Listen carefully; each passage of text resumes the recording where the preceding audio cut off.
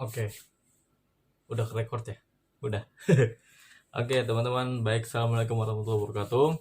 Teman-teman, apa kabar? Semoga semuanya baik-baik aja.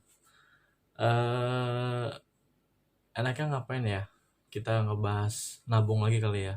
Jadi, karena nggak bisa tidur, terus ya situasi lagi begini. Semoga teman-teman semua dikasih kesehatan, jaga imunnya, jangan stres. Meskipun ekonomi sedang terpuruk, daya beli sedang rendah, tapi jangan sampai semua itu membuat kita jadi makin terpuruk. Jadi malam ini enaknya kita ngebahas bagaimana cara nabung di saat wabah begini. Banyak teman-teman semua pasti pada ngerasa anjrit, ekonomi lagi sulit nih, ekonomi sedang gak sehat gitu kan.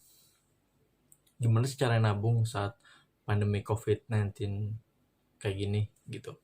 Nah, jadi gue akan kupas ya satu persatu ini pembagiannya. Kalau lu karyawan gitu, kalau karyawan misalnya gini, anggap kata kasarnya lu punya gaji 5 juta.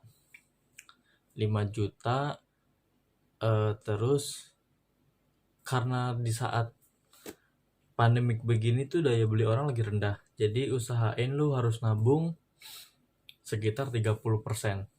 Nah, 30% dari gaji pertama lu dulu nih. Jadi 5 juta, terus lu harus nabung sekitar 1,5 juta. Itu 30%. Ini perumpamaan ya. Jadi kalau lu udah bisa nabung dari 30% ini, terus lu kerucutin lagi.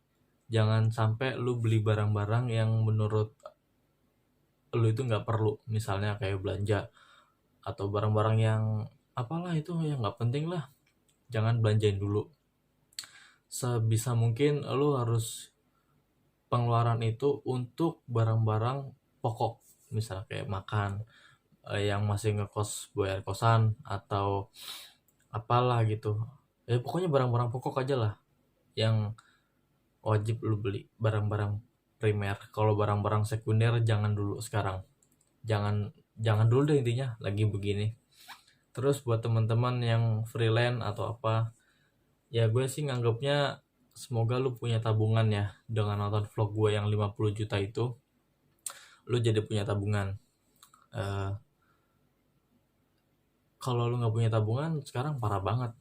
Jadi bagaimana cara nabung kalau buat freelance yang gajinya nggak pasti atau pemasukannya nggak pasti juga? Gini teman-teman, kalau misalnya kalian masih sedang bekerja kayak supir ojol atau apalah gitu, sebisa mungkin kalian konsistensi dari pemasukan awal dulu. Misalnya gini, hari ini ada job 200.000, lusanya atau besoknya kalian ada job 200.000 juga. Nah, 200.000 yang kedua ini sebisa mungkin jangan lu pakai. Sebisa mungkin lu harus rem banget tuh yang namanya pengeluaran. Ya intinya pengeluaran itu cuman buat makan dan biaya hidup sehari-hari dan kuota atau apalah gitu. Anggaplah beli kuota itu penting. Jadi ditargetkan itu, nabung itu bukan buat ngebeli barang yang lu suka dulu, tapi nabung itu sebagai jalan pemikiran buat lu besok itu lu harus punya duit gitu. Jangan besok itu lu mikir gampang lah, besok itu nggak bisa sekarang itu. Jadi ngerti ya. Nah, terus kalau misalnya nih, ini khususnya buat teman-teman yang sudah punya gaji tetap dulu nih ya. Kalau udah punya gaji tetap, kan tadi gue bilang 30%, pastinya ada sisa gaji dong di akhir bulan kalau cash flow lu baik, entah 100.000 entah 200.000. Nah, sisa gaji ini nih, itu lu masukin di tabungan awal. Ketika lu sudah sisihkan itu duit, lu masukin, jangan lu pakai.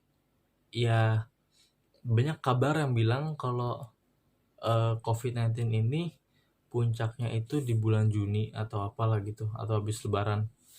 Ya semoga sih jangan sampai gitu ya. Tapi sebisa mungkin lu sampai Juni itu lu harus punya tabungan. Sebisa mungkin. Jangan sampai lu bulan ini terus Mei nggak ada tabungan gara-gara lu belanja barang-barang yang nggak penting itu jangan dulu deh. Terus buat teman-teman yang yang freelance atau pengusaha, lu mesti cari ladang usaha yang sedang dibutuhkan sekarang deh.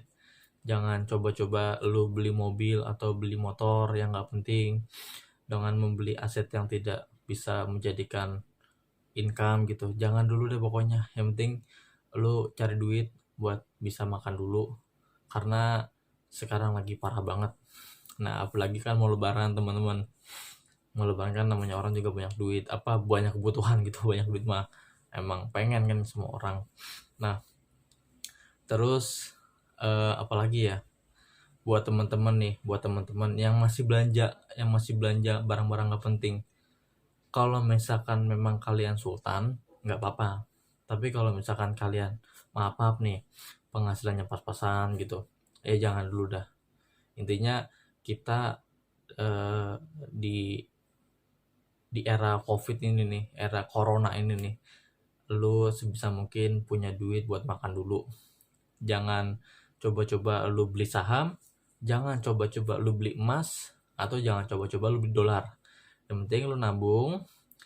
Sekiranya kalian sudah punya tabungan nih, kalau misalkan tadi kan karyawan tuh misalkan gaji 5 juta, nabung 30%, sisa gajinya dimasukin ke yang sudah disisihkan itu udah aman lah, udah aman kalau cash flow-nya kalian bisa atur baik.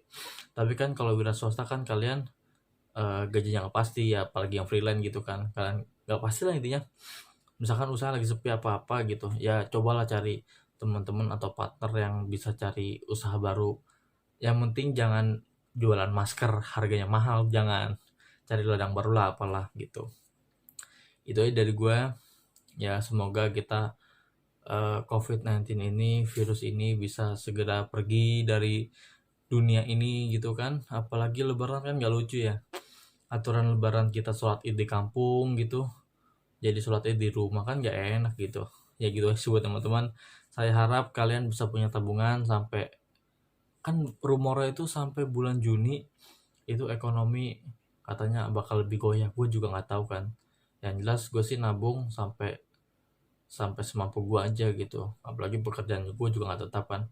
Yang penting kalian nabung, kalian punya duit itu cuma buat bahan-bahan pokok, buat keperluan primer.